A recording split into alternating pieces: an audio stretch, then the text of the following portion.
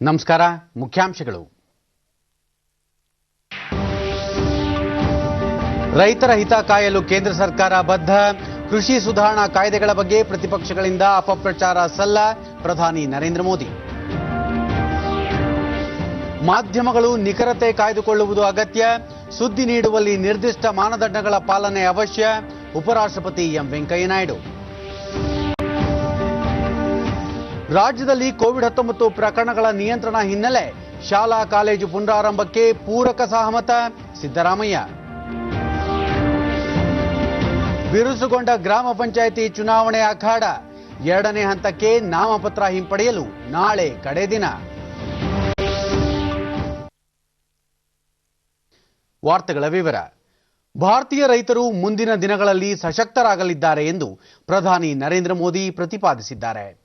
Video conferencing ಮೂಲಕ ಮಧ್ಯಪ್ರದೇಶದ ರೈತ ಸಮ್ಮೇಳನ ಉದ್ದೇಶಿಸಿ ಅವರು ಕಳೆದ 6 ವರ್ಷಗಳಲ್ಲಿ ರೈತರ ಎಲ್ಲ ಅಗತ್ಯಗಳನ್ನು ಗಮನದಲ್ಲಿಟ್ಟುಕೊಂಡು ಸರ್ಕಾರ ಕಾರ್ಯಯೋಜನೆಗಳನ್ನು ರೂಪಿಸುತ್ತಿದೆ ಎಂದರು. ರೈತರ ಕಲ್ಯಾಣಕ್ಕೆ ಕೇಂದ್ರ ಸರ್ಕಾರ ಬದ್ಧವಾಗಿದೆ ಎಂದ ಅವರು ಕಳೆದ 5-6 ವರ್ಷಗಳಲ್ಲಿ ಭಾರತ ರೂಪಿಸಿರುವ ಆಧುನಿಕ ಕೃಷಿ ವ್ಯವಸ್ಥೆಯ ಬಗ್ಗೆ ಇಡೀ ವಿಶ್ವದೆಲ್ಲೆಡೆ ಚರ್ಚಿಸಲಾಗುತ್ತಿದೆ ಎಂದರು. ಸರ್ಕಾರ ಪ್ರತಿಯೊಬ್ಬ ರೈತರಿಗೂ ಕಿಸಾನ್ ಕ್ರೆಡಿಟ್ ಕಾರ್ಡ್ ಸೌಲಭ್ಯ ವಿಸ್ತರಿಸಿದ್ದು ಅವರು ಸುಲಭವಾಗಿ ಹಣಕಾಸು ನೆರವು ಪಡೆಯುತ್ತಿದ್ದಾರೆ ಎಂದರು. ಸರ್ಕಾರ ರೈತರಿಗೆ ಸುಗ್ಗಿಯ ನಂತರ ಆಗುತ್ತಿದ್ದ ನಷ್ಟವನ್ನು ತಪ್ಪಿಸಲು ಶೀತಲೀಕರಣ ಘಟಕಗಳಿಗೆ ಮತ್ತು ಗೋದಾಮು ವ್ಯವಸ್ಥೆಗೆ ಒತ್ತು ನೀಡಿದೆ ಎಂದರು. ಆಧುನಿಕ ಗೋದಾಮು ಸೌಲಭ್ಯ, ಶೀತಲೀಕರಣ ಘಟಕಗಳ ಆಧುನೀಕರಣಕ್ಕಾಗಿ ಹೆಚ್ಚಿನ ಹೂಡಿಕೆ ಮಾಡಿ ಕೊಡುಗೆ ನೀಡುವಂತೆ ವಾಣಿಜ್ಯೋದ್ಯಮ ಮತ್ತು ಕೈಗಾರಿಕೆಗಳಿಗೆ ಕರೆ ನೀಡಿದರು. ರೈತರಿಗೆ ಕೊಯ್ಲಿನ ನಂತರ ಆಗುವ ನಷ್ಟ ಕೇವಲ ಅವರ ನಷ್ಟವಷ್ಟೇ ಅಲ್ಲ, ಅದು ದೇಶಕ್ಕೆ ಆಗುತ್ತಿರುವ ನಷ್ಟ ಕೂಡ ಎಂದು ಪ್ರಧಾನಿ ತಿಳಿಸಿದರು. टालते रहे क्योंकि किसानों की प्राथमिकता नहीं था और देश का किसान इंतजार ही करता रहा. अगर आज देश के सभी राजनीतिक दलों के पुराने घोषणा पत्र देखे जाएं तो उनके पुराने बयान सुने जाएं, पहले जो देश की कृषि व्यवस्था संभाल रहे थे ऐसे महानुभावों की चिट्ठियां देखी जाए तो आज जो कृषि सुधार हुए हैं वो उनसे अलग नहीं है. उनको पीड़ा. ಕೃಷಿ ಸುಧಾರಣೆ ಕಾಯ್ದೆಗಳು ಹಠಾತ್ ಜಾರಿಗೆ ಬಂದವುಗಳಲ್ಲ. ಈ ಬಗ್ಗೆ ದಶಕಗಳಿಂದ ಚರ್ಚೆಗಳು ನಡೆದಿವೆ. ಪ್ರತಿಪಕ್ಷಗಳು ತಮ್ಮ ಚುನಾವಣಾ ಪ್ರಣಾಳಿಕೆಯಲ್ಲೂ ಈ ವಿಷಯ ಪ್ರಸ್ತಾಪಿಸಿವೆ. ಆದರೆ ರೈತರ ಮನದಲ್ಲಿ ಈಗ ಶಂಕೆ ಹುಟ್ಟುಹಾಕಿ ರಾಜಕೀಯ ಲಾಭ ಪಡೆಯುತ್ತಿವೆ, ರೈತರಿಗೆ ಅನ್ಯಾಯ ಮಾಡುತ್ತಿವೆ ಎಂದು ಪ್ರತಿಪಕ್ಷಗಳ ವಿರುದ್ಧ ಪ್ರಧಾನಿ ವಾಗ್ದಾಳಿ ನಡೆಸಿದರು. ಪ್ರತಿಪಕ್ಷಗಳು ರೈತರ ಹೆಗಲ ಮೇಲೆ ಬಂದೂಕು ಇಟ್ಟು ಗುಂಡು ಹಾರಿಸುವ ಕೆಲಸ ಮಾಡುತ್ತಿವೆ, ರೈತರಿಗೆ ಕೃಷಿ ಭೂಮಿ ಕೈಬಿಟ್ಟು ಹೋಗುತ್ತಿದೆ ಎಂಬ ಭೀತಿ ಹುಟ್ಟಿಸುತ್ತಿವೆ ಎಂದ ಅವರು ತಮಗೆ ಯಾವುದೇ ಹೆಗ್ಗಳಿಕೆಯ ಅಗತ್ಯವಿಲ್ಲ. ನೀವೆಲ್ಲ ನಿಮ್ಮ ಹಿಂದಿನ ಪ್ರಣಾಳಿಕೆ ನೋಡಿ ನಮ್ಮ ಕೃಷಿ ಸುಧಾರಣೆಯ ಹಿರಿಮೆ ನೀವೇ ಪಡೆಯಿರಿ, ಆದರೆ ರೈತರಿಗೆ ಅಭಿವೃದ್ಧಿ ಹೊಂದಲು ಅವಕಾಶ ನೀಡಿ ಎಂದರು. समृद्धि चाहिए, किसानी में आधुनिकता चाहिए. आप कृपा करके देश के किसानों को बरगलाना छोड़ दीजिए, उन्हें भ्रमित करना छोड़ दीजिए कि किसान कितनी भी मेहनत कर ले लेकिन फल, सब्जियां, अनाज उसका अगर सही भंडारण न हो, सही तरीके से न हो तो उसका बहुत बड़ा नुकसान होता है. ರೈತರ ಬ್ಯಾಂಕ್ ಖಾತೆಗಳಿಗೆ ಯಾವುದೇ ಕಡಿತ, ಕಮಿಷನ್ ಇಲ್ಲದೆ ಸೌಲಭ್ಯಗಳು ತಲುಪುತ್ತಿವೆ ಎಂದ ಪ್ರಧಾನಿ ಸರ್ಕಾರ ರೈತರ ಅಭ್ಯುದಯಕ್ಕಾಗಿ, ಸಮಗ್ರ ಕಲ್ಯಾಣಕ್ಕಾಗಿ ಈ ನೂತನ ಕಾಯ್ದೆ ಜಾರಿಗೆ ತಂದಿದ್ದು ರೈತರು ವದಂತಿಗಳಿಗೆ ಕಿವಿಗೊಡಬಾರದು ಎಂದು ಮನವಿ ಮಾಡಿದರು. और अनाज हर साल इस वजह से बर्बाद हो जाते हैं, लेकिन पहले इसे लेकर भी बहुत ज्यादा उदासीनता थी. अब हमारी प्राथमिकता भंडारण के नए केंद्र, स्टोरेज का देश में विशाल नेटवर्क और उससे जुड़ा इंफ्रास्ट्रक्चर बनाना, ये भी हमारी प्राथमिकता है. मध्य प्रदेश के ऐसे 35 लाख किसानों के बैंक खातों में 1600 करोड़ रुपए ट्रांसफर किए जा रहे हैं। कोई बिचौलिया नहीं, कोई कमीशन नहीं, कोई कट नहीं, कोई कटकी नहीं, सीधे किसानों के बैंक खातों में मदद पहुंच रही है। टेक्नोलॉजी के कारण ही ये संभव हुआ है। ಮಣಿಪಾಲ್ ಉನ್ನತ ಶಿಕ್ಷಣ ಅಕಾಡೆಮಿ ಆಯೋಜಿಸಿದ್ದ ಎಂವಿ ಕಾಮತ್ ಸ್ಮಾರಕ ದತ್ತಿ ಉಪನ್ಯಾಸ ಕಾರ್ಯಕ್ರಮದಲ್ಲಿಂದು ಪತ್ರಿಕೋದ್ಯಮ, ಹಿಂದಿನ, ಪ್ರಸ್ತುತ ಮತ್ತು ಭವಿಷ್ಯ ಕುರಿತಂತೆ ಉಪರಾಷ್ಟ್ರಪತಿ ಎಂ ವೆಂಕಯ್ಯ ನಾಯ್ಡು ಉಪನ್ಯಾಸ ನೀಡಿದರು. ಅವರು ಪತ್ರಿಕೋದ್ಯಮ ಕ್ಷೇತ್ರದಲ್ಲಿ ಓದುಗರಿಗೆ ನೈಜ ಸುದ್ದಿ ನೀಡುವಲ್ಲಿ ಎಂವಿ ಕಾಮತ್ ಅವರ ಸೇವೆ ಸ್ಮರಣೀಯ. ದೇಶದ ಹಲವು ಮಹತ್ತರ ವಿಷಯಗಳ ಅನ್ವೇಷಣೆ ಭರಿತ ಬರಹಗಳ ಮೂಲಕ ತಮ್ಮದೇ ಆದ ವೈಶಿಷ್ಟ್ಯಪೂರ್ಣ ಸುದ್ದಿಗಳನ್ನು ನೀಡುವಲ್ಲಿ ಅವರ ಕೊಡುಗೆ ಅಪಾರ ಎಂದು ಬಣ್ಣಿಸಿದರು. ಪತ್ರಿಕೋದ್ಯಮದಲ್ಲಿ ಆಸಕ್ತಿದಾಯಕ ಹಾಗೂ ನಿಖರ ಸುದ್ದಿಗಳನ್ನು ಓದುಗರಿಗೆ ನೀಡುವುದು ಮಾಧ್ಯಮಗಳಿಗೆ ಪ್ರಮುಖ ಧ್ಯೇಯವಾಗಿರಬೇಕು. ಬದಲಾದ ತಂತ್ರಜ್ಞಾನದ ದಿನಮಾನಗಳಲ್ಲಿ ಪತ್ರಿಕೋದ್ಯಮ ಹೊಸ ಹೊಸ ಆಯಾಮಗಳನ್ನು ಪಡೆಯುತ್ತಿದ್ದು, ಓದುಗ ಅಥವಾ ವೀಕ್ಷಕರು ಇರುವಲ್ಲಿಯೇ ಸುದ್ದಿಯನ್ನು ನೀಡುವಲ್ಲಿ ಪತ್ರಿಕೋದ್ಯಮ ತನ್ನ ಸಂಪರ್ಕ ಜಾಲವನ್ನು ವೃದ್ಧಿಗೊಳಿಸಿದೆ. ತಂತ್ರಜ್ಞಾನ ಎಷ್ಟೇ ಬದಲಾದರೂ ಪತ್ರಿಕೆಯನ್ನು ಓದುವುದರಲ್ಲಿ ಸಿಗುವಂತಹ ಉತ್ಸಾಹ ಆನ್ಲೈನ್ ಸುದ್ದಿಗಳು ನೀಡುವುದಿಲ್ಲ ಎಂದರು. ಸುದ್ದಿ ತನ್ನದೇ ಆದ ಮಹತ್ವವನ್ನು ಹೊಂದಿದ್ದು, ಅವುಗಳನ್ನು ಪ್ರಸ್ತುತಪಡಿಸುವಾಗ ನಿಖರತೆ ಕಾಯ್ದುಕೊಳ್ಳುವಲ್ಲಿ ಪತ್ರಿಕೆ ಅಥವಾ ಮಾಧ್ಯಮ ಮಹತ್ತರ ಆದ್ಯತೆ ನೀಡಬೇಕಿದೆ. ಮಾಧ್ಯಮಗಳು ಸುದ್ದಿ ನೀಡುವಲ್ಲಿ ನಿರ್ದಿಷ್ಟ ಮಾನದಂಡಗಳ ಪಾಲನೆಯನ್ನು ಅನುಸರಿಸಬೇಕಿದೆ ಎಂದು ಅವರು ಅಭಿಪ್ರಾಯ ವ್ಯಕ್ತಪಡಿಸಿದರು. ಗೋಡೆ ಬರಹಗಳ ಮುಖೇನ ಸುದ್ದಿ ನೀಡುತ್ತಿದ್ದ ಕಾಲದಿಂದಲೂ ಪತ್ರಿಕೋದ್ಯಮ ತನ್ನದೇ ಆದ ವಿಶಿಷ್ಟ ಮಹತ್ವ ಹೊಂದಿದೆ ಎಂದರು. ಪತ್ರಿಕೋದ್ಯಮದ ವಿಶ್ವಾಸಾರ್ಹತೆ ವೃದ್ಧಿಗೆ ಸ್ವಯಂ ನಿಯಂತ್ರಣ ಅತ್ಯುತ್ತಮ ವಿಧಾನವಾಗಿದೆ. ಸೂಕ್ತ ಸಾರ್ವಜನಿಕ ಅಭಿಪ್ರಾಯವನ್ನು ರೂಪಿಸುವುದರಲ್ಲಿ ಮಾಧ್ಯಮದ ಸಾಮರ್ಥ್ಯ ಅಪಾರ. ಇದು ಸಬಲೀಕರಣಕ್ಕೆ ಪರಿಣಾಮಕಾರಿ ಅಸ್ತ್ರವಾಗಿದೆ ಎಂದು ಉಪರಾಷ್ಟ್ರಪತಿ ಹೇಳಿದರು. There are millions still who like to wake up with a cup of coffee in a newspaper. I should admit that I am one among them, but without coffee. With the emergence of satellite communication and internet, the media scenario has now become topsy-turvy.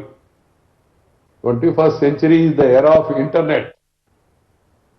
The last decade in particular has witnessed rapid expansion of internet, which has disrupted the traditional models of revenue and reporting. From the 24-hour cycle of the era of print, it is now instant journalism. ಇವತ್ತಿನ ದಿವಸ ಅವರು ನೆನಪಿಸಿಕೊಳ್ಳೋದು ಬಹಳ doctor ಎಚ್.ಎಸ್. Ballal ಪತ್ರಿಕೋದ್ಯಮದ ಮೇಲೆ ಅಪಾರ ಜವಾಬ್ದಾರಿ ಇದ್ದು, ಪತ್ರಕರ್ತರು ಯಾವ ರೀತಿಯಲ್ಲಿ ವಸ್ತುನಿಷ್ಠ ನೈಜ ಮಾಹಿತಿಯನ್ನು ಸಾರ್ವಜನಿಕರಿಗೆ ತಲುಪಿಸಬೇಕು ಎಂಬುದರ ಬಗ್ಗೆ ಉಪರಾಷ್ಟ್ರಪತಿ ಉಪಯುಕ್ತ ಉಪನ್ಯಾಸ ನೀಡಿರುವುದಾಗಿ ಹೇಳಿದರು. ಸರಿಯಾಗಿ ರಿಪೋರ್ಟ್ ಮಾಡಬೇಕು. ಖಾಲಿ ನಮಗೆ ದುಡ್ಡು ಸಿಗ್ತದೆ ಅಂತ ಸೆನ್ಸೇಷನಲೈಸ್ ಎಲ್ಲೋ ಜರ್ನಲಿಸಮ್ ಎಲ್ಲ ಮಾಡಬಾರ್ದಂತ ಉಪದೇಶ ಕೊಟ್ಟಿದ್ದಾರೆ. ಅದೇ ರೀತಿ ನಮ್ಮ ಈ ಜರ್ನಲಿಸ್ಟ್ ಎಲ್ಲ ಅದೇ ರೀತಿ ಬಿಹೇವ್ ಮಾಡಬೇಕಂತ ನಂದು ಒಂದು ಅವರಿಗೆ ವೈಯಕ್ತಿಕ ಇಂಥದ್ದು ರಿಕ್ವೆಸ್ಟ್. ಪತ್ರಿಕೋದ್ಯಮದ ವಿದ್ಯಾರ್ಥಿ ಈಶ್ವರ್ ಶೆಟ್ಟಿ ಪತ್ರಿಕೋದ್ಯಮದ ಬದಲಾವಣೆ ಹಾಗೂ ಬೆಳವಣಿಗೆ ಕುರಿತಂತೆ ವೆಂಕಯ್ಯ ನಾಯ್ಡು ಅವರು ತಮ್ಮ ವಿಚಾರಧಾರೆಗಳನ್ನು ಹಂಚಿಕೊಂಡಿದ್ದಾರೆ. ಎಂವಿ ಕಾಮತ್ ಪತ್ರಿಕೋದ್ಯಮ ವಿದ್ಯಾರ್ಥಿಗಳಿಗೆ ಸ್ಫೂರ್ತಿಯಾಗಿದ್ದು, ಅವರ ಆದರ್ಶಗಳನ್ನು ಮೈಗೂಡಿಸಿಕೊಳ್ಳುವುದಾಗಿ ಹೇಳಿದರು. ಜ್ಞಾನಿಗಳು ಒಂದ್ ಕಡೆ ಮಾತು ಹೇಳ್ತಾರೆ, ಹಳೆ ಬೇರು ಹೊಸ ಚಿಗುರು ಕೂಡಿದರೆ ಸೊಬಗು ಅಂತ. ಬಹುಶಃ ಅವರಂತಹ ಒಂದು ಹಿರಿಯ ಪತ್ರಕರ್ತರು ಒಂದ್ ಕಡೆ ನಮಗೆ ಮಾರ್ಗದರ್ಶನವನ್ನು ಕೊಡೋದು, ಇನ್ನೊಂದು ಕಡೆ ನಮ್ಮಂತಹ ವಿದ್ಯಾರ್ಥಿಗಳು ಅವರಂತೆ ಒಂದು ಪತ್ರಕರ್ತರಾಗಿರುವಂತಹ ಒಂದು ಇನ್ಸ್ಪಿರೇಷನ್ ಪಡೆಯೋದು, ಮೋಟಿವೇಶನ್ ಅನ್ನು ಕೊಡೋದು, ಇದು ನಮಗೆ ಒಂದು ಬಹಳ ಹೆಮ್ಮೆಯ ಸಂಗತಿ. ಮುಂದಿನ ದಿನಗಳಲ್ಲಿ ಕೋವಿಡ್-19 ಪ್ರಕರಣಗಳ ಸಂಖ್ಯೆ ಇಳಿಮುಖವಾಗಿ ಶಾಲಾ ಕಾಲೇಜುಗಳನ್ನು ಆರಂಭಿಸಿದರೆ ನಮ್ಮ ಸಹಮತವಿದೆ ಎಂದು ವಿಧಾನಸಭೆ ವಿರೋಧ ಪಕ್ಷದ ನಾಯಕ ಸಿದ್ದರಾಮಯ್ಯ ತಿಳಿಸಿದ್ದಾರೆ. ಮೈಸೂರಿನಲ್ಲಿಂದು ಸುದ್ದಿಗಾರರೊಂದಿಗೆ ಅವರು ಇತ್ತೀಚಿನ ದಿನಗಳಲ್ಲಿ ಸೋಂಕಿನ ಪ್ರಮಾಣ ಕಡಿಮೆಯಾಗುತ್ತಿದೆ, ಪರಿಸ್ಥಿತಿ ಹೀಗೆ ಮುಂದುವರೆದರೆ ಶಾಲೆ ಆರಂಭಿಸಬಹುದು, ಹೆಚ್ಚಿನ ಸಮಯ ಇಲ್ಲದಿರುವುದರಿಂದ ಪಠ್ಯಕ್ರಮದಲ್ಲಿ ಕಡಿತಗೊಳಿಸುವುದು ಸೂಕ್ತ ಎಂದರು. ಸರ್ಕಾರಿ ಶಾಲೆಗಳಲ್ಲಿ ಕಡ್ಡಾಯವಾಗಿ ಮಾಸ್ಕ್, ವ್ಯಕ್ತಿಗತ ಅಂತರ ಕಾಯ್ದುಕೊಳ್ಳುವಿಕೆಗೆ ಆದ್ಯತೆ ನೀಡಬೇಕು ಎಂದು ಸಿದ್ದರಾಮಯ್ಯ ತಿಳಿಸಿದರು. ಕಡಿಮೆ ಆಗ್ತಾ ಹೋಗ್ಬೇಕು, ಒಂದು ಸೆಕೆಂಡ್ ಅಲೆ ಬರ್ತದೆ ಅಂತ ಮಾತುಕತೆ ನಡೀತಲೇ ಇರ್ತದೆ, ಚರ್ಚೆ ನಡೀತಲೇ ಇರ್ತದೆ. ಸೆಕೆಂಡ್ ಅಲೆ ಬಂದ್ರೆ ಮಾಡಬಾರದು, ಇದು ಹಿಂಗೆ ಕಡಿಮೆ ಆಗ್ತಾ ಹೋಯ್ತಾ ಇದ್ರೆ ಮಾಡಬಹುದು. ಸಮಯ ಕಡಿಮೆ ಇರೋದ್ರಿಂದ ಆ ಥರ ಯೋಚನೆ ಮಾಡಿರಬೇಕು. ಬಟ್ ಪಠ್ಯ ಎಷ್ಟಾಗುತ್ತೆ ಅಷ್ಟು ಮಾಡಬೇಕಾಗುತ್ತೆ. ಮಾಸ್ಕ್ ಹಾಕೊಂಡು ಡಿಸ್ಟೆನ್ಸ್ ಮೇಂಟೈನ್ ಮಾಡಿದ್ರೆ ಆಗ್ತದೆ. ಅವೇನು ಮಾಡದೆ ಹೋದ್ರೆ ತೊಂದರೆ ಆಗುತ್ತೆ. ವಿಧಾನ ಪರಿಷತ್ತಿನಲ್ಲಿ ಕಳೆದ ಮಂಗಳವಾರ ನಡೆದ ಗದ್ದಲ ಪ್ರಕರಣಕ್ಕೆ ಸಂಬಂಧಿಸಿದಂತೆ ಸಭಾಪತಿ ಪ್ರತಾಪ್ ಚಂದ್ರ ಶೆಟ್ಟಿ ಕಾರ್ಯದರ್ಶಿಗೆ ಶೋಕಾಸ್ ನೋಟಿಸ್ ನೀಡಿದ್ದಾರೆ. ವಿಧಾನ ಪರಿಷತ್ ಕಲಾಪದಲ್ಲಿ ಹಿಂದೆಂದೂ ನಡೆಯದಂಥ ಗದ್ದಲ ನಡೆದಿದ್ದು, ಈ ಬಗ್ಗೆ 48 ಗಂಟೆಗಳಲ್ಲಿ ಉತ್ತರ ನೀಡಬೇಕು ಎಂದು ಅವರು ಕಾರ್ಯದರ್ಶಿ ಮಹಾಲಕ್ಷ್ಮಿ ಅವರಿಗೆ ಸೂಚಿಸಿದ್ದಾರೆ. ಸಭಾಪತಿ ಬಂದು ಪೀಠ ಅಲಂಕರಿಸುವವರೆಗೆ ಸದನದ ಜವಾಬ್ದಾರಿ ನಿಮ್ಮದಾಗಿರುತ್ತದೆ. ಸಭಾಪತಿಗಳ ಆಗಮನಕ್ಕೆ ಮುನ್ನವೇ ಉಪಸಭಾಪತಿ ಹೇಗೆ ಪೀಠದಲ್ಲಿ ಆಸೀನರಾದರು ಎಂಬ ಕುರಿತು ವಿವರ ನೀಡುವಂತೆ ಅವರು ಸೂಚಿಸಿದ್ದಾರೆ.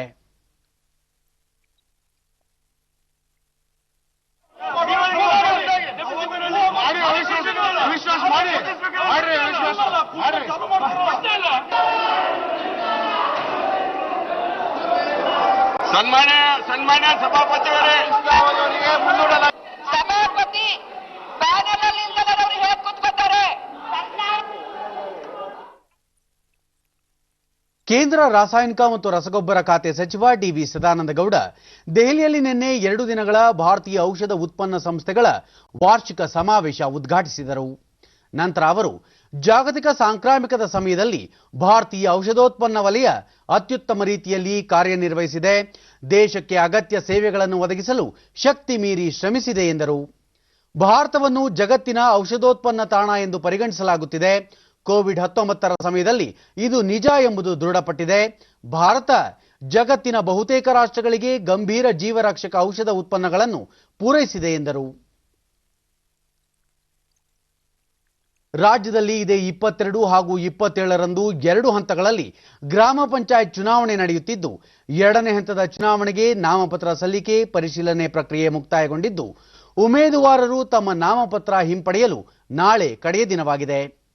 ರಾಜ್ಯದಲ್ಲಿ ಚುನಾವಣೆ ಪ್ರಕ್ರಿಯೆ ತೀವ್ರಗೊಂಡಿದ್ದು, ಚುನಾವಣಾ ಕಣ ರಂಗೇರಿದೆ. ಮೊದಲ ಹಂತದ ಚುನಾವಣೆಗೆ ಸಲ್ಲಿಕೆಯಾಗಿದ್ದ 1,64,555 ನಾಮಪತ್ರಗಳ ಪೈಕಿ 40,352 ಮಂದಿ ಉಮೇದುವಾರಿಕೆಯನ್ನು ಹಿಂಪಡೆದಿದ್ದಾರೆ. 117 ತಾಲೂಕುಗಳ 3,019 ಗ್ರಾಮ ಪಂಚಾಯತ್ಗಳಿಗೆ ಚುನಾವಣೆ ನಡೆಯುತ್ತಿದ್ದು, ಒಟ್ಟು 1,17,383 ಮಂದಿ ಕಣದಲ್ಲಿದ್ದಾರೆ. ಈವರೆಗೆ ದಾಖಲೆ ಪ್ರಮಾಣದಲ್ಲಿ ಅಂದರೆ 4,377 ಮಂದಿ ಅವಿರೋಧವಾಗಿ ಆಯ್ಕೆಯಾಗಿದ್ದಾರೆ. 432 ಗ್ರಾಮ ಪಂಚಾಯತ್ ಸ್ಥಾನಗಳಿಗೆ ಯಾರೊಬ್ಬರೂ ನಾಮಪತ್ರ ಸಲ್ಲಿಸಿಲ್ಲ ಎಂದು ರಾಜ್ಯ ಚುನಾವಣಾ ಆಯೋಗ ಮಾಹಿತಿ ನೀಡಿದೆ. ಗ್ರಾಮ ಪಂಚಾಯತ್ ಚುನಾವಣೆ ಪಕ್ಷರಹಿತವಾಗಿದ್ದು, ಮುಕ್ತ ಮತ್ತು ನ್ಯಾಯಸಮ್ಮತವಾಗಿ ನಡೆಸಲು ಎಲ್ಲ ರಾಜಕೀಯ ಪಕ್ಷಗಳು ಸೂಕ್ತ ಸಹಕಾರ ನೀಡಬೇಕೆಂದು ರಾಜ್ಯ ಚುನಾವಣಾ ಆಯೋಗ ಮನವಿ ಮಾಡಿದೆ. ಕರ್ನಾಟಕ ಗ್ರಾಮ ಸ್ವರಾಜ್ ಮತ್ತು ಪಂಚಾಯತ್ ರಾಜ್ ಅಧಿನಿಯಮ 1993ರಡಿ ಚುನಾವಣೆಯನ್ನು ಪಕ್ಷರಹಿತವಾಗಿ ನಡೆಸಬೇಕಿದ್ದು, ಇದಕ್ಕಾಗಿ ಎಲ್ಲ ಅಭ್ಯರ್ಥಿಗಳಿಗೆ ಮುಕ್ತ ಚಿಹ್ನೆ ಹಂಚಿಕೆ ಮಾಡಲಾಗಿದೆ. ರಾಜಕೀಯ ಪಕ್ಷಗಳ ಮುಖಂಡರು ಚುನಾವಣಾ ಪ್ರಚಾರದಲ್ಲಿ ಪ್ರತ್ಯಕ್ಷ ಅಥವಾ ಪರೋಕ್ಷವಾಗಿ ಭಾಗವಹಿಸಿ ಸಭೆ ಸಮಾರಂಭಗಳಲ್ಲಿ ಪಾಲ್ಗೊಂಡರೆ ಮತದಾರರ ಮೇಲೆ ಪ್ರಭಾವ ಬೀರಿದಂತಾಗುತ್ತದೆ. ಜೊತೆಗೆ ಇದು ಮಾದರಿ ನೀತಿ ಸಂಹಿತೆಯ ಉಲ್ಲಂಘನೆಗೆ ಕಾರಣವಾಗುತ್ತದೆ ಎಂದು ಆಯೋಗ ತಿಳಿಸಿದೆ. ಉಡುಪಿ ಜಿಲ್ಲೆಯ ವಾರ್ತಾ ಮತ್ತು ಸಾರ್ವಜನಿಕ ಸಂಪರ್ಕ ಇಲಾಖೆ ವತಿಯಿಂದ ಯಕ್ಷಗಾನ ಹಾಗೂ ಜಾನಪದ ಸಂಗೀತದ ಮೂಲಕ ಮತದಾನದ ಮೌಲ್ಯ ಹಾಗೂ ಮಹತ್ವದ ಕುರಿತು ಅರಿವು ಮೂಡಿಸಲು ಕೈಗೊಂಡಿರುವ ಚುನಾವಣಾ ಜಾಗೃತಿ ಅಭಿಯಾನಕ್ಕೆ ಸಾರ್ವಜನಿಕರಿಂದ ವ್ಯಾಪಕ ಪ್ರಶಂಸೆ ವ್ಯಕ್ತವಾಗಿದೆ. ಜಿಲ್ಲೆಯ ಶ್ರೀ ಸುಬ್ರಹ್ಮಣ್ಯ ಯಕ್ಷಗಾನ ಕಲಾಮಂಡಳಿಯ ಕಲಾವಿದರು ಕಲ್ಯಾಣಪುರ ನೇಜಾರ್ ಗ್ರಾಮ ಪಂಚಾಯಿತಿ ವ್ಯಾಪ್ತಿ ಸೇರಿದಂತೆ ಸುಮಾರು 20ಕ್ಕೂ ಹೆಚ್ಚು ಗ್ರಾಮಗಳಲ್ಲಿ ಅರ್ಹ ವ್ಯಕ್ತಿಗೆ ಮತ ಚಲಾಯಿಸುವುದರಿಂದ ಆಗುವ ಪ್ರಯೋಜನಗಳು ಸೇರಿದಂತೆ ಹಲವು ಸಂದೇಶಗಳನ್ನು ಯಕ್ಷಗಾನ ರೂಪಕದಲ್ಲಿ ಪ್ರಸ್ತುತಪಡಿಸುತ್ತಿದ್ದಾರೆ. ಆಯ್ಕೆ ಮಾಡುವಂತದ್ದು ಅಂತ ಮತದಾನ ಈಗ ನಿಮ್ಮ ಊರಲ್ಲಿ ಶುರುವಾಗಿದೆ. ಅಲ್ಲ, ಅದಕ್ಕೂ ನೀನು ಈಗ ಬರುವುದಕ್ಕೂ ಏನು ಕಾರಣ?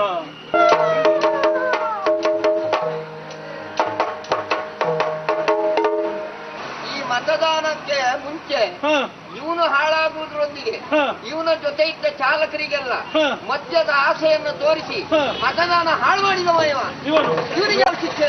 ಇವನಿಗೆ 4 4 ಓ ಪುರಜನರೇ, ಯಾವತ್ತೂ ನೀವು ಹಣಕ್ಕಾಗಿ ಒಬ್ಬ ಹಣ ನೀಡ್ತಾನೆ ಅಂತ ಹೇಳಿ ಆದ್ರೆ ಅವನಿಗೆ ಮತವನ್ನು ನೀಡುತ್ತೀರಿ ಅಂತ ಹೇಳಿ ಆದ್ರೆ ನಿಮ್ಮ ತನವನ್ನು ನೀವು ಮಾರಿದ ಹಾಗಲ್ವೇ? ಹಲವಾರು ಯಕ್ಷಗಾನ ಕಲಾವಿದ ದಾಮೋದರ್ ಭಟ್ ಜಿಲ್ಲೆಯ ವಾರ್ತಾ ಮತ್ತು ಸಾರ್ವಜನಿಕ ಸಂಪರ್ಕ ಇಲಾಖೆ ಸಿಬ್ಬಂದಿಯ ಸಹಕಾರದಿಂದ ಜಿಲ್ಲೆಯಾದ್ಯಂತ ಮತದಾನದ ಪ್ರಾಮುಖ್ಯತೆ ಕುರಿತು ಯಕ್ಷಗಾನದ ಮೂಲಕ ಅರಿವು ಮೂಡಿಸುವ ಕಾರ್ಯ ಸಾಧ್ಯವಾಗಿದೆ ಎಂದರು. ಅಧಿಕಾರಿಗಳು ಹೇಳಿದ್ದಾರೆ, ಒಂದು ಹೆಚ್ಚು ಕಮ್ಮಿ ಒಂದು 20 ಪಂಚಾಯತ್ಗಳಿಗೆ, ಉಡುಪಿ ಜಿಲ್ಲೆಯಾದಂಥ ಒಂದು 20 ಪಂಚಾಯತ್ಗಳಲ್ಲಿ ತೆರಳಿ ಪಂಚಾಯತ್ಗಳಲ್ಲಿ ಮಾತಾಡಿಕೊಂಡು ಪಂಚಾಯತಿಗೆ ಸಂಬಂಧಪಟ್ಟಂತಹ ಸ್ಥಳದಲ್ಲಿ ನಾವು ಬೀದಿ ನಾಟಕವಾಗಿ ಈ ಯಕ್ಷಗಾನವನ್ನು ಮತದಾನದ ಜಾಗೃತಿ ಮೂಡಿಸುವುದರ ಬಗ್ಗೆ ಕಾರ್ಯಕ್ರಮವನ್ನು ಮಾಡ್ತಾ ಇದ್ದೇವೆ. ಸ್ಥಳೀಯ ನಿವಾಸಿ ಜೋಸೆಫ್ ಮತದಾನದ ಮೌಲ್ಯವನ್ನು ತಿಳಿಸುವಲ್ಲಿ ಇಲಾಖೆ ಕೈಗೊಂಡಿರುವ ಕಾರ್ಯ ಪ್ರಶಂಸನೀಯ ಎಂದು ಮೆಚ್ಚುಗೆ ವ್ಯಕ್ತಪಡಿಸಿದರು.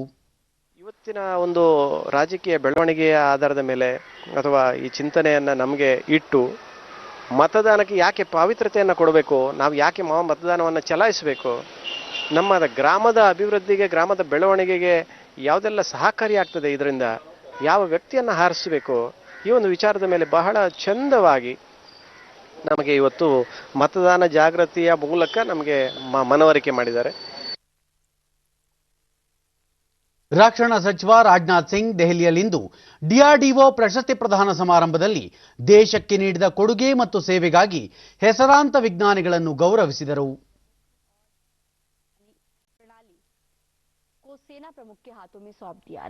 ಇದೇ ಸಂದರ್ಭದಲ್ಲಿ ರಾಜನಾಥ್ ಸಿಂಗ್ ಭಾರತೀಯ ವಾಯುಪಡೆಯ ಮುಖ್ಯಸ್ಥ air chief marshal RKS Bhadauria ಅವರಿಗೆ ಆಗಸದಿಂದ ಆಗಸಕ್ಕೆ ಚಿಮ್ಮುವ ಕ್ಷಿಪಣಿ ಅಸ್ತ್ರ MK1 BVR ಮಾದರಿಯನ್ನು, ಡಿಆರ್ಡಿಒ ನಿರ್ಮಿತ ಭಾರತೀಯ ಸಾಗರ ಸನ್ನಿವೇಶ ಜಾಗೃತಿ ವ್ಯವಸ್ಥೆಯನ್ನು ನೌಕಾಪಡೆಯ ಮುಖ್ಯಸ್ಥ ಅಡ್ಮಿರಲ್ ಕರಂಬೀರ್ ಸಿಂಗ್ ಅವರಿಗೆ ಮತ್ತು ಗಡಿ ನಿಗಾ ವ್ಯವಸ್ಥೆಯನ್ನು ಸೇನಾ ಮುಖ್ಯಸ್ಥ ಜನರಲ್ MM ನರವಣೆ ಅವರಿಗೆ ಹಸ್ತಾಂತರಿಸಿದರು. ನಂತರ ಅವರು ಡಿಆರ್ಡಿಒ ತನ್ನದೇ ಆದ ಹಲವಾರು ರಕ್ಷಣಾ ತಂತ್ರಜ್ಞಾನಗಳನ್ನು ಅಭಿವೃದ್ಧಿಪಡಿಸುವ ಮೂಲಕ ದೇಶೀಯತೆಯನ್ನು ಉತ್ತೇಜಿಸಿದೆ. ಮತ್ತೊಂದೆಡೆ ಇದು ತನ್ನ ಪೇಟೆಂಟ್ ಮತ್ತು ತಂತ್ರಜ್ಞಾನಗಳನ್ನು ವರ್ಗಾವಣೆ ಮಾಡುವ ಮೂಲಕ ಕೈಗಾರಿಕೆಗಳ ದೇಶೀಯತೆ ಮತ್ತು ಸ್ವಾವಲಂಬನೆಗೆ ಸಹಕಾರಿಯಾಗಿದೆ ಎಂದರು. ಸಾಂಕ್ರಾಮಿಕದ ಸಂದರ್ಭದಲ್ಲಿ ಡಿಆರ್ಡಿಒ ವೆಂಟಿಲೇಟರ್ಗಳು, ಮಾಸ್ಕ್, PPE ಕಿಟ್, ಸ್ಯಾನಿಟೈಸರ್ ತಯಾರಿಸಿತು. ದೆಹಲಿ ಮತ್ತು ಬಿಹಾರದಲ್ಲಿ ಕೋವಿಡ್ ಆಸ್ಪತ್ರೆಗಳನ್ನು ಅತ್ಯಲ್ಪಾವಧಿಯಲ್ಲಿ ಸ್ಥಾಪಿಸಿ ತನ್ನ ಜವಾಬ್ದಾರಿ ಮೆರೆಯಿತು ಎಂದರು. ರಕ್ಷಣಾ ಪಡೆಗಳ ಮುಖ್ಯಸ್ಥ ಜನರಲ್ ಬಿಪಿನ್ ರಾವತ್ ಭವಿಷ್ಯದಲ್ಲಿ ಭಾರತಕ್ಕೆ ಯುದ್ಧದ ಸನ್ನಿವೇಶ ಎದುರಾದರೆ ಸ್ವಾವಲಂಬಿ ಭಾರತದಿಂದ ತಯಾರಿಸಲಾದ ಶಸ್ತ್ರಾಸ್ತ್ರಗಳನ್ನೇ ಬಳಸಿ ವಿಜಯ ಸಾಧಿಸುತ್ತೇವೆ ಎಂದು ವಿಶ್ವಾಸ ವ್ಯಕ್ತಪಡಿಸಿದರು. हिंदुस्तान में बनाए गए हथियार और असला से लड़कर विजयी निकलकर उभरेंगे. ರೈತರ ಹಿತಾಸಕ್ತಿಯನ್ನು ರಕ್ಷಿಸಲು ಜಾರಿಗೊಳಿಸಿರುವ ನೂತನ ಕೃಷಿ ಸುಧಾರಣೆಗಳಿಂದ ಭಾರತೀಯ ಕೃಷಿ ವ್ಯವಸ್ಥೆಯಲ್ಲಿ ಹೊಸ ಅಧ್ಯಾಯ ಆರಂಭಕ್ಕೆ ಭದ್ರ ಬುನಾದಿ ಹಾಕಲಾಗಿದೆ. ಇದರಿಂದ ದೇಶದ ರೈತರು ಮತ್ತಷ್ಟು ಸಬಲೀಕರಣಗೊಂಡು ಸ್ವತಂತ್ರರಾಗಲಿದ್ದಾರೆ ಎಂದು ಕೇಂದ್ರ ಕೃಷಿ ಸಚಿವ ನರೇಂದ್ರ ಸಿಂಗ್ ತೋಮರ್ ಹೇಳಿದ್ದಾರೆ. ಅವರು ಪ್ರತಿಭಟನಾ ನಿರತ ರೈತರಿಗೆ ಬರೆದಿರುವ ಪತ್ರದಲ್ಲಿ ಸರ್ಕಾರ ಸಬ್ಕಾ ಸಾಥ್, ಸಬ್ಕಾ ವಿಕಾಸ್, ಸಬ್ಕಾ ವಿಶ್ವಾಸ್ ಮಂತ್ರದೊಂದಿಗೆ ಅಭಿವೃದ್ಧಿ ಪಥದಲ್ಲಿ ಮುನ್ನಡೆಯುತ್ತಿದ್ದು ಯಾವ ವ್ಯಕ್ತಿಗೂ ತಾರತಮ್ಯ ಮಾಡುತ್ತಿಲ್ಲ. ಇದಕ್ಕೆ ಕಳೆದ 6 ವರ್ಷಗಳ ಆಡಳಿತ ಸಾಕ್ಷಿಯಾಗಿದೆ ಎಂದು ಹೇಳಿದ್ದಾರೆ. ನೂತನ ಕೃಷಿ ಸುಧಾರಣೆಗಳನ್ನು ಹಲವು ರೈತ ಸಂಘಟನೆಗಳು ಹಾಗೂ ರೈತರು ಸ್ವಾಗತಿಸಿದ್ದಾರೆ. ಈಗಾಗಲೇ ಹಲವು ರೈತರು ಹೊಸ ಸುಧಾರಣೆಗಳ ಲಾಭ ಪಡೆಯುತ್ತಿದ್ದಾರೆ. ಆದರೆ ರೈತರಲ್ಲಿ ಗೊಂದಲ ಸೃಷ್ಟಿಸಲಾಗುತ್ತಿದೆ. ಅದನ್ನು ನಿವಾರಿಸುವುದು ನಮ್ಮ ಕರ್ತವ್ಯವಾಗಿದೆ ಎಂದು ತಿಳಿಸಿದ್ದಾರೆ. ಈಗಾಗಲೇ ಸ್ಪಷ್ಟಪಡಿಸಿರುವಂತೆ ಕನಿಷ್ಠ ಬೆಂಬಲ ಬೆಲೆ ನೀತಿ ಮುಂದುವರಿಸಲಾಗುವುದು.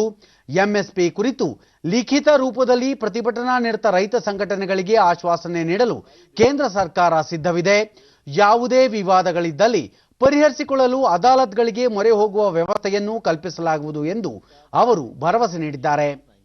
ಕೇಂದ್ರ ಕೃಷಿ ಕಾಯ್ದೆಗಳನ್ನು ವಿರೋಧಿಸಿ ರೈತರು ನಡೆಸುತ್ತಿರುವ ಪ್ರತಿಭಟನೆಯನ್ನು ಕೈಬಿಡಬೇಕೆಂದು ಸಚಿವರು ಮನವಿ ಮಾಡಿದ್ದಾರೆ. ಈ ಕಾಯ್ದೆಗಳ ಕುರಿತು ರೈತರಿಗಿರುವ ಎಲ್ಲ ಅನುಮಾನಗಳನ್ನು ಪರಿಹರಿಸಲು ಕೇಂದ್ರ ಸರ್ಕಾರ ಬದ್ಧ ಎಂದು ಅವರು ಪುನರುಚ್ಚರಿಸಿದ್ದಾರೆ. अगर उसकी इच्छा है तो उसे करना चाहिए और अगर वो करेगा तो एक कानूनी सुरक्षा उस गरीब किसान को मिले. ಈ ಮಧ್ಯೆ ಡಿಡಿ ನ್ಯೂಸ್ ಆಯೋಜಿಸಿದ್ದ ರೈತರೊಂದಿಗಿನ ಸಂವಾದ ಕಾರ್ಯಕ್ರಮದಲ್ಲಿ ತೋಮರ್ ವಿಡಿಯೋ ಕಾನ್ಫರೆನ್ಸ್ ಮೂಲಕ ರೈತರ ಸಂದೇಹಗಳನ್ನು ಪರಿಹರಿಸಲು ಯತ್ನಿಸಿದರು.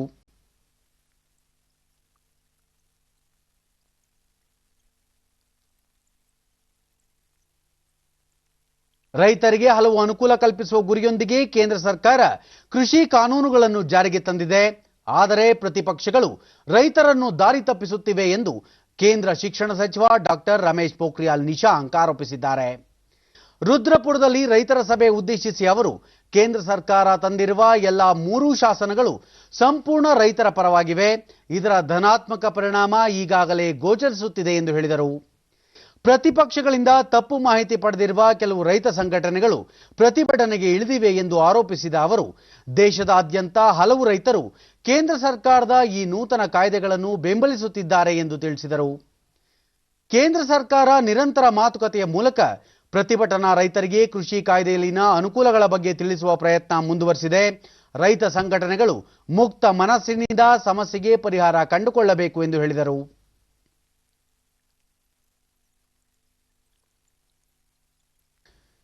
ಪ್ರಧಾನಿ ನರೇಂದ್ರ ಮೋದಿ ಅವರು ನಾಳೆ ಅಸೋಚಾಮ್ ಸಂಸ್ಥಾಪನಾ ಸಪ್ತಾಹವನ್ನುದ್ದೇಶಿಸಿ ಭಾಷಣ ಮಾಡಲಿದ್ದಾರೆ. ಅಲ್ಲದೆ ಪ್ರಧಾನಿಯವರು ಟಾಟಾ ಬಳಗದ ಮುಖ್ಯಸ್ಥ ರತನ್ ಟಾಟಾ ಅವರಿಗೆ ಅಸೋಚಾಮ್ನ ಶತಮಾನದ ಉದ್ಯಮಿ ಪ್ರಶಸ್ತಿ ನೀಡಿ ಗೌರವಿಸಲಿದ್ದಾರೆ. ವಾಣಿಜ್ಯ ಹಾಗೂ ಕೈಗಾರಿಕಾ ಚಟುವಟಿಕೆಗಳನ್ನು ಉತ್ತೇಜಿಸುವ ಸಲುವಾಗಿ 1920ರಲ್ಲಿ ಸ್ಥಾಪನೆಯಾದ ಅಸೋಚಾಮ್ ಭಾರತದ ಎಲ್ಲೆಡೆ ತನ್ನ ಶಾಖೆಗಳನ್ನು ಹೊಂದಿದೆ. ಸುಮಾರು 400ಕ್ಕೂ ಅಧಿಕ ವಾಣಿಜ್ಯ ಮತ್ತು ವ್ಯಾಪಾರ ಸಂಸ್ಥೆಗಳು ಇದರ ವ್ಯಾಪ್ತಿಗೆ ಒಳಪಡಲಿದ್ದು ದೇಶದಾದ್ಯಂತ 4.5 ಲಕ್ಷಕ್ಕೂ ಅಧಿಕ ಸದಸ್ಯರಿದ್ದಾರೆ.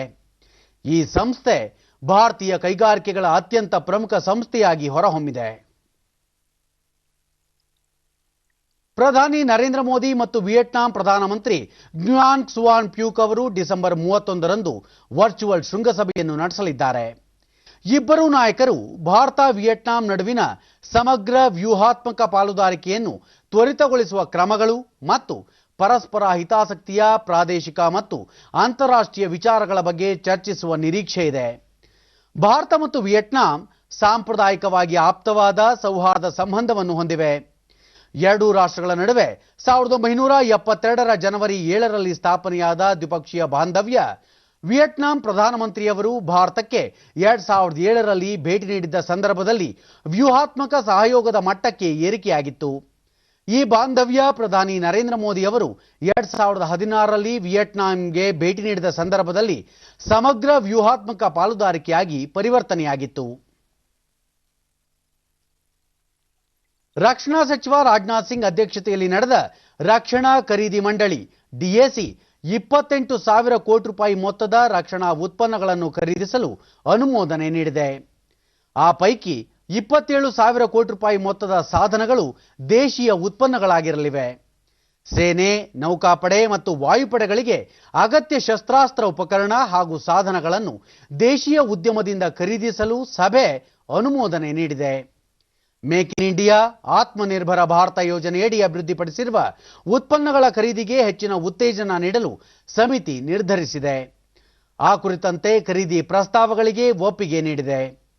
ಭಾರತೀಯ ನೌಕಾಪಡೆಗೆ ಮುಂದಿನ ಪೀಳಿಗೆಯ ಅತ್ಯಾಧುನಿಕ ಗಸ್ತು ನೌಕೆಗಳು, ವಾಯುಪಡೆಗೆ ಅಗತ್ಯ ಅತ್ಯಾಧುನಿಕ ಹೆಲಿಕಾಪ್ಟರ್ ಖರೀದಿಯು ಈ ಪ್ರಸ್ತಾವದಲ್ಲಿ ಸೇರಿದೆ. ದೇಶದಾದ್ಯಂತ ಕೊರೋನಾ ಸೋಂಕಿತರ ಪ್ರಮಾಣ ಕ್ರಮೇಣ ಇಳಿಕೆಯಾಗುತ್ತಿದೆ. ಕಳೆದ 24 ಗಂಟೆಗಳಲ್ಲಿ 22,889 ಹೊಸ ಕೊರೋನಾ ಸೋಂಕು ಪ್ರಕರಣಗಳು ಪತ್ತೆಯಾಗಿದ್ದು ಒಟ್ಟು ಸಂಖ್ಯೆ 99,79,447ಕ್ಕೆ ಏರಿಕೆಯಾಗಿದೆ. ಪ್ರಸ್ತುತ ದೇಶದಲ್ಲಿ 3,13,831 ಸೋಂಕಿತರು ವಿವಿಧ ಆಸ್ಪತ್ರೆಗಳಲ್ಲಿ ಚಿಕಿತ್ಸೆ ಪಡೆಯುತ್ತಿದ್ದಾರೆ. ಸಕ್ರಿಯ ಪ್ರಕರಣಗಳ ಸಂಖ್ಯೆ 3.14ಕ್ಕೆ ಇಳಿಕೆಯಾಗಿದೆ. ಈವರೆಗೆ 95,20,827 ಮಂದಿ ಚೇತರಿಸಿಕೊಂಡಿದ್ದು ಗುಣಮುಖರಾದವರ ಪ್ರಮಾಣ 95.4ರಷ್ಟಿದೆ.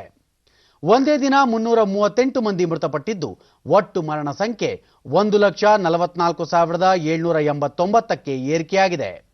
ಮರಣ ಪ್ರಮಾಣ 1.45ರಷ್ಟಿದೆ.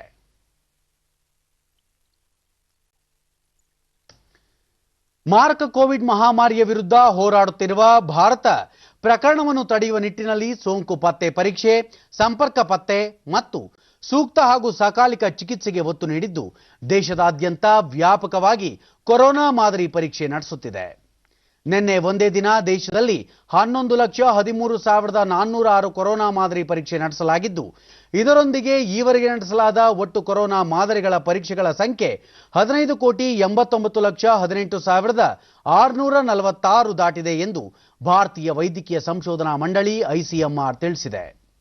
ಈ ನಿಟ್ಟಿನಲ್ಲಿ ದೇಶದಲ್ಲಿ ಪರೀಕ್ಷಾ ಸೌಲಭ್ಯಕ್ಕೆ ಆದ್ಯತೆ ನೀಡಲಾಗಿದ್ದು, ಪ್ರತಿನಿತ್ಯ 15 ಲಕ್ಷ ಕೊರೋನಾ ಪರೀಕ್ಷೆ ನಡೆಸುವ ಸಾಮರ್ಥ್ಯವಿದೆ ಎಂದು ಐಸಿಎಂಆರ್ ಹೇಳಿದೆ.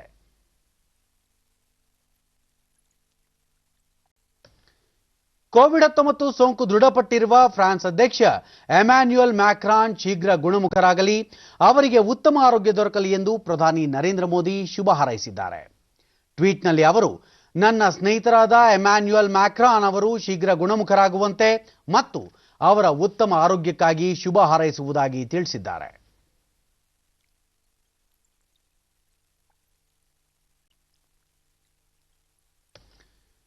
ಅಡಿಲೇಡ್ನಲ್ಲಿ ಆಸ್ಟ್ರೇಲಿಯಾ ವಿರುದ್ಧ ನಡೆದಿರುವ ಪ್ರಥಮ ಟೆಸ್ಟ್ ಕ್ರಿಕೆಟ್ ಪಂದ್ಯದ 2ನೇ ದಿನದ ಅಂತ್ಯಕ್ಕೆ ಪ್ರವಾಸಿ ಭಾರತ ತಂಡ ಪಂದ್ಯದ ಮೇಲೆ ಮೇಲುಗೈ ಸಾಧಿಸಿದ್ದು, ಮೊದಲ ಇನ್ನಿಂಗ್ಸ್ನಲ್ಲಿ 53 ರನ್ ಮುನ್ನಡೆ ಗಳಿಸಿದೆ. ಟಾಸ್ ಗೆದ್ದು ಮೊದಲು ಬ್ಯಾಟ್ ಮಾಡಿದ ಭಾರತ ತನ್ನ ಮೊದಲ ಇನ್ನಿಂಗ್ಸ್ನಲ್ಲಿ 244 ರನ್ಗಳಿಗೆ ಆಲ್ಔಟ್ ಆಯಿತು. ಆದರೆ ಭಾರತೀಯ ಬೌಲರ್ಗಳ ಕರಾರುವಾಕ್ ದಾಳಿಯಿಂದ ಆಸ್ಟ್ರೇಲಿಯಾ ತಂಡವನ್ನು ಮೊದಲ ಇನ್ನಿಂಗ್ಸ್ನಲ್ಲಿ 191 ರನ್ಗಳಿಗೆ ಕಟ್ಟಿ ಹಾಕುವಲ್ಲಿ ಯಶಸ್ವಿಯಾಗಿದ್ದು, ಪಂದ್ಯದ ಮೇಲೆ ಹಿಡಿತ ಸಾಧಿಸಿತು. ಆಸ್ಟ್ರೇಲಿಯಾಕ್ಕೆ ಟೀಮ್ ಪೈನಿ ಅಜಯ್ ಅರ್ಧಶತಕ ಮತ್ತು ಮಾರ್ನಸ್ ಲ್ಯಾಬ್ಸ್ಟಾಗ್ನೆ ಅವರ 47 ರನ್ ಆಸರೆಯಾಯಿತು.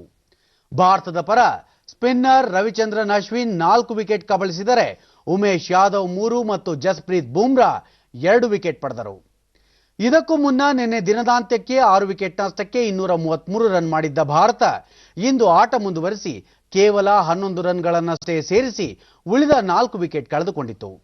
ಭಾರತದ ಪರ ನಾಯಕ ವಿರಾಟ್ ಕೊಹ್ಲಿ 74 ರನ್ ಮಾಡಿದರೆ ರಹಾನೆ 42 ಮತ್ತು ಪೂಜಾರ 43 ರನ್ ಮಾಡಿ ನಾಯಕನಿಗೆ ಬೆಂಬಲ ನೀಡಿದರು. ಇತ್ತೀಚಿನ ವರದಿ ಬಂದಾಗ ಭಾರತ ತನ್ನ 2ನೇ ಇನ್ನಿಂಗ್ಸ್ನಲ್ಲಿ 1 ವಿಕೆಟ್ ನಷ್ಟಕ್ಕೆ 7 ರನ್ ಮಾಡಿ ಆಡುತ್ತಿದೆ. Straight up in the air, mid off, neath it. Oh, great catch, Matthew Wade. Oh, straight up in the air. And Joe Burns, who has had a real struggle the dinner break. 3 here, balls and no balls, so that's been implemented. They were probably thinking about it as well, so there's been a few good.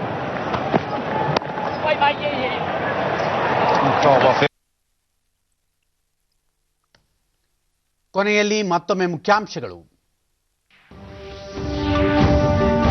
ರೈತರ ಹಿತ ಕಾಯಲು ಕೇಂದ್ರ ಸರ್ಕಾರ ಬದ್ಧ, ಕೃಷಿ ಸುಧಾರಣಾ ಕಾಯ್ದೆಗಳ ಬಗ್ಗೆ ಪ್ರತಿಪಕ್ಷಗಳಿಂದ ಅಪಪ್ರಚಾರ ಸಲ್ಲ, ಪ್ರಧಾನಿ ನರೇಂದ್ರ ಮೋದಿ. ಮಾಧ್ಯಮಗಳು ನಿಖರತೆ ಕಾಯ್ದುಕೊಳ್ಳುವುದು ಅಗತ್ಯ, ಸುದ್ದಿ ನೀಡುವಲ್ಲಿ ನಿರ್ದಿಷ್ಟ ಮಾನದಂಡಗಳ ಪಾಲನೆ ಅವಶ್ಯ, ಉಪರಾಷ್ಟ್ರಪತಿ ಎಂ ವೆಂಕಯ್ಯ ನಾಯ್ಡು. ರಾಜ್ಯದಲ್ಲಿ ಕೋವಿಡ್-19 ಪ್ರಕರಣಗಳ ನಿಯಂತ್ರಣ ಹಿನ್ನೆಲೆ ಶಾಲಾ ಕಾಲೇಜು ಪುನರಾರಂಭಕ್ಕೆ ಪೂರಕ ಸಹಮತ, ಸಿದ್ದರಾಮಯ್ಯ. ಬಿರುಸುಗೊಂಡ ಗ್ರಾಮ ಪಂಚಾಯಿತಿ ಚುನಾವಣೆ ಅಖಾಡ, 2ನೇ ಹಂತಕ್ಕೆ ನಾಮಪತ್ರ ಹಿಂಪಡೆಯಲು ನಾಳೆ ಕಡೆ ದಿನ. ನಮ್ಮ ವಾರ್ತಾ ಪ್ರಸಾರವನ್ನು ನೀವು ಡಿಡಿ ಚಂದನ ನ್ಯೂಸ್ ಯೂಟ್ಯೂಬ್ ಚಾನೆಲ್ನಲ್ಲೂ ವೀಕ್ಷಿಸಬಹುದು.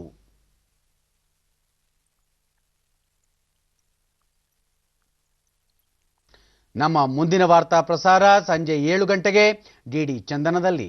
ನಮಸ್ಕಾರ.